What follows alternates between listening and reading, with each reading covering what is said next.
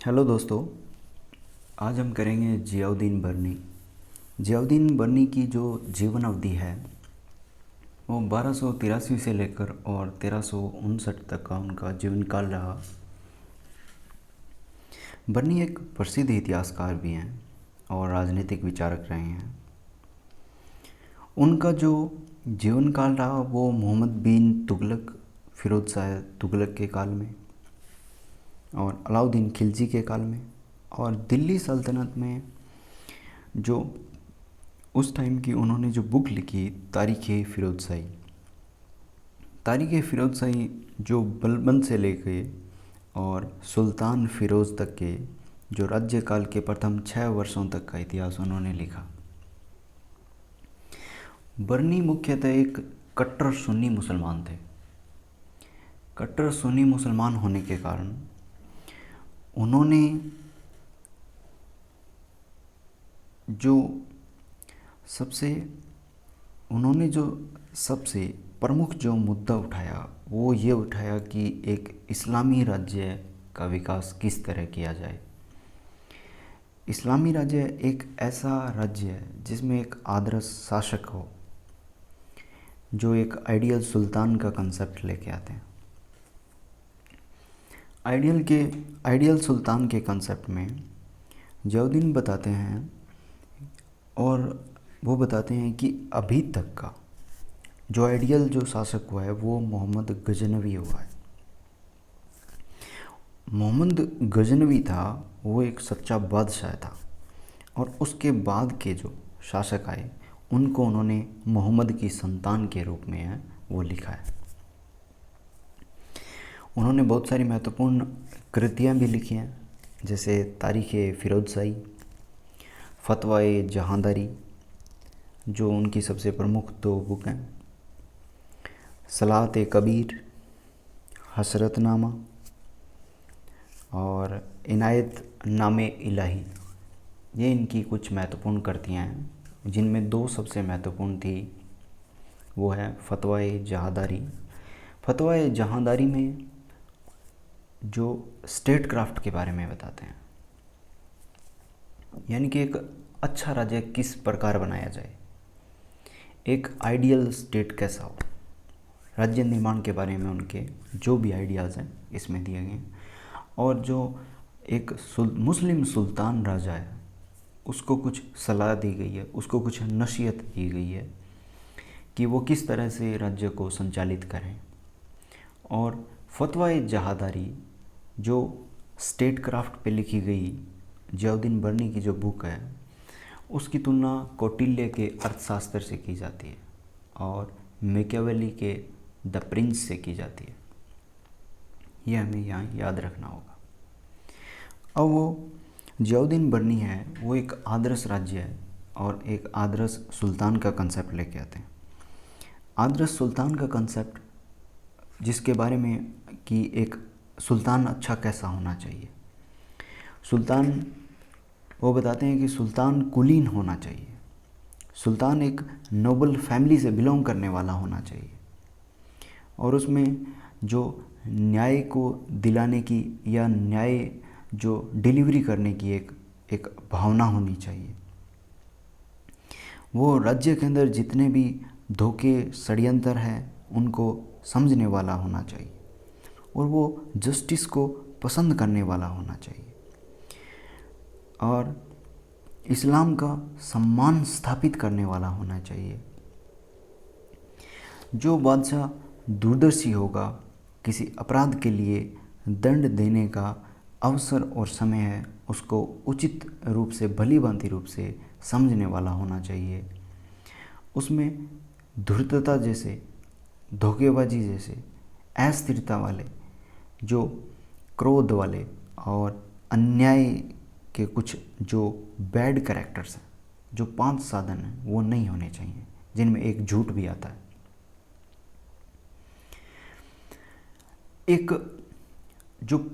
एक बात ये हमें यहाँ याद रखनी होगी कि एक आइडियल सुल्तान है वो व्यक्तिगत रूप से और सार्वजनिक रूप से दोनों ही रूप में शरीयत के मार्ग पे चलने वाला होना चाहिए।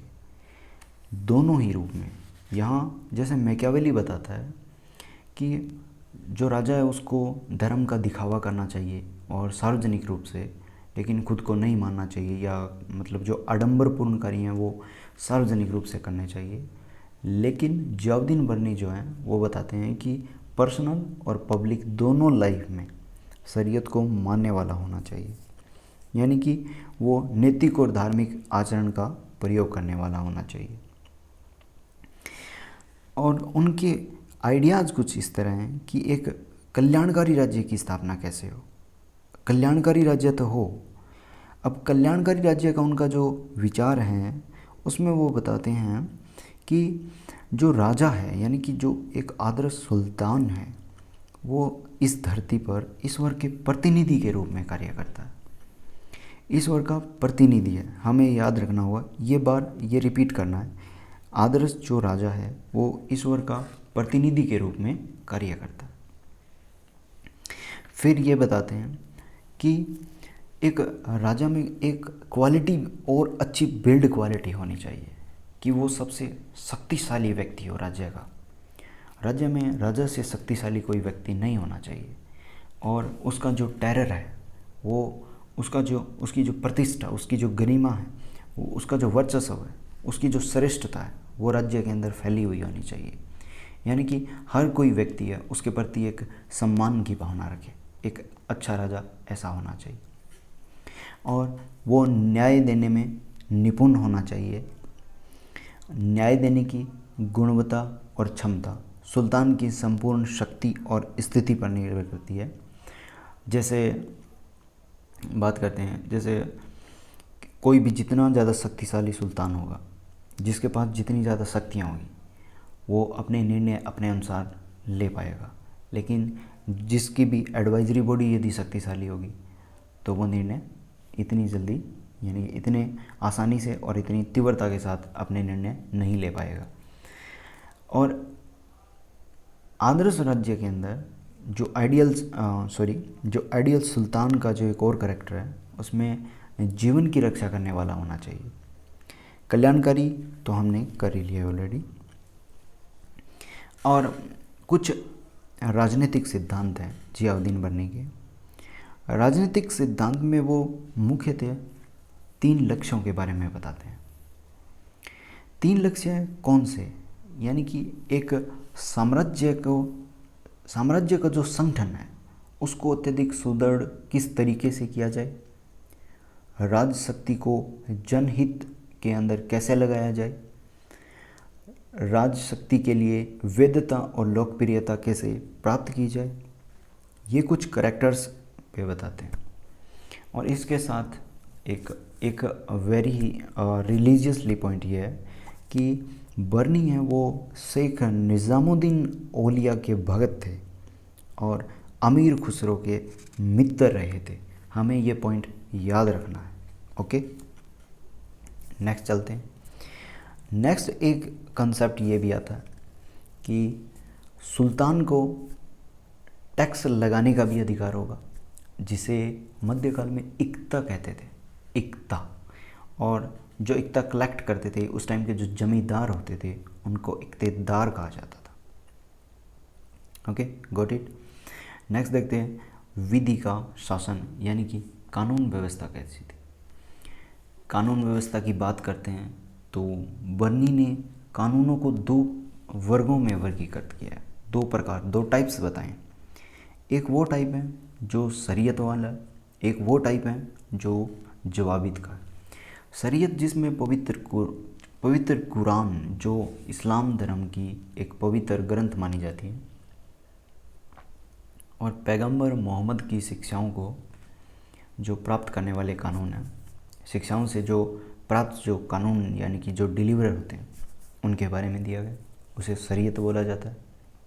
दूसरा जवाबित यानी कि जो स्टेट बनाएगा, जो आइडियल किंग बनाएगा, आइडियल सुल्तान बनाएगा, राजा बनाएगा, राज्य बनाएगा, ये जवाबित होंगे।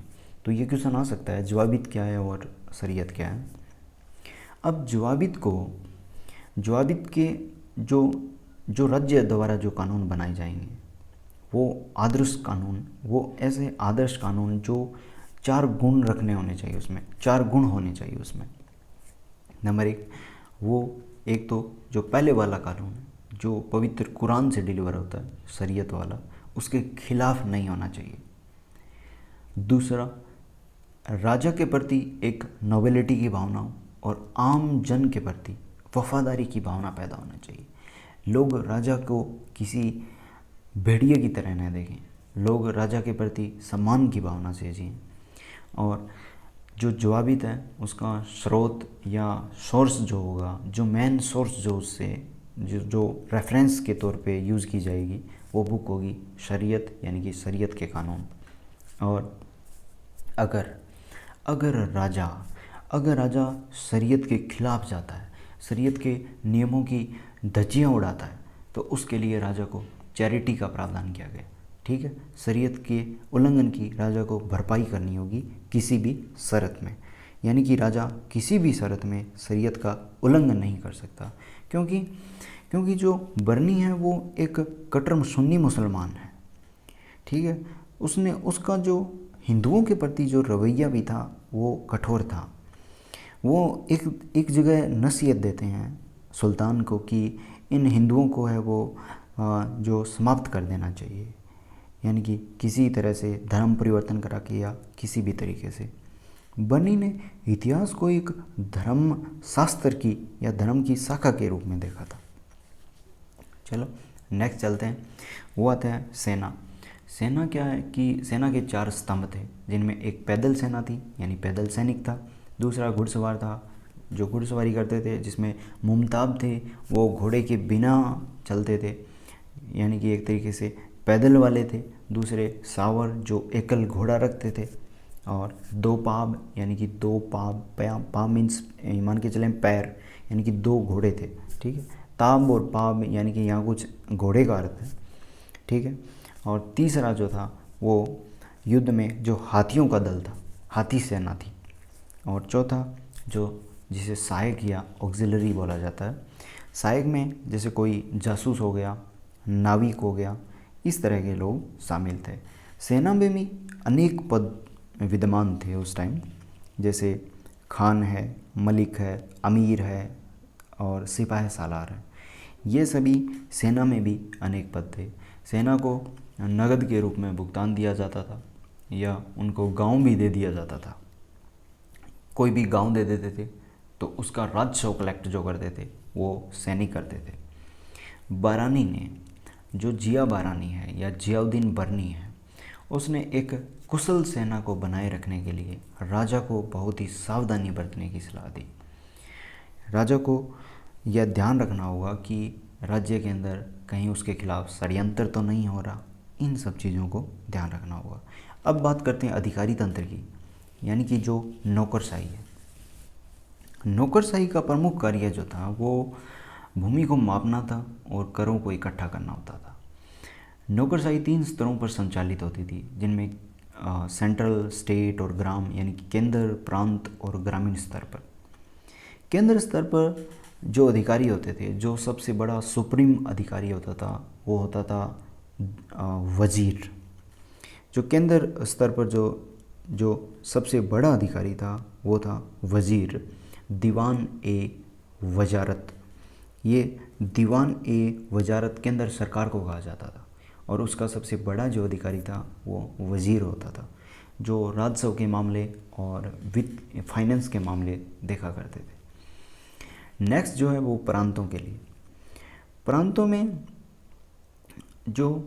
प्रांतों का जो शासन था वो मुफ्ती या वली के द्वारा नियंत्रित होता था, जिसके नीचे दीवान कार्य करते थे। उसके नीचे दीवान होता था और दीवान को प्रांत का वजीर कहते थे। ठीक है, got it. And third and last जो विलेज लेवल पे है, ग्रामीण स्तर पे है, उस पे जो सरकार होती थी, जो गवर्नमेंट होती थी, उसको परगना बोला जाता था। गवर्नमेंट होती थी ग्रामीण स्तर पर, उसको परगना बोला जाता था। और जो परगना का जो प्रधान होता था उसको मुकद्दम या स्थानीय भाषा में चौधरी के रूप में बुलाया जाता था। कर मौजूदा वर्ष की उपज के बावजूद यानी कि ये यहाँ ये कहना चाह रहे हैं कि जो टैक्सेशन प्रणाली थी, जो टैक्स कलेक्ट किए जाते थे, वो उस टाइम की जो फसल की व्यवस्था होने के साथ साथ यहाँ प्रत्येक इकाई पर टैक्स कलेक्ट किया जाता था। प्रत्येक इकाई कौन सी, वो एरिया को डिसाइड किया जाता था कि इस एरिया में इतना टैक्स का कलेक्शन किया जाएगा, बजाय इसके कि इस एरिया में कितनी फसल का उत्पादन हुआ है। नेक्स्ट, अब हम आते हैं जो न्याय प्रणाली के अंदर बर्नी है, वो न्याय प्रणाली को दो भागों में बांटता है, जिसमें नागरिक हैं और आपराधिक हैं।